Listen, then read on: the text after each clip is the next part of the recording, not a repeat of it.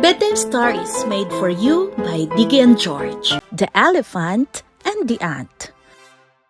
Once upon a time, there was a thick green forest. In this forest, there lived many wild animals.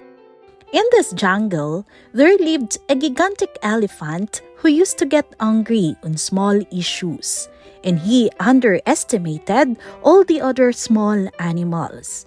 He was always doing something to show off his strength. Inside the deep hole, there lived a tiny ant family. Every morning, they would go in search of food. On their way, they would meet the elephant. The elephant was very naughty and proud of his powerful body.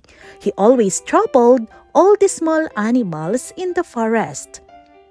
One day, when the ant family was off to work, the elephant sprayed a trunk full of water on them. "Ouch! You should not hurt others like this," cried one of the ants. The elephant said angrily, "Oh, you stupid ant! Keep quiet or I will crush you to death." The poor ant kept quiet, but she decided to teach the proud elephant a lesson. The ant slowly crept into the elephant's trunk and started biting him.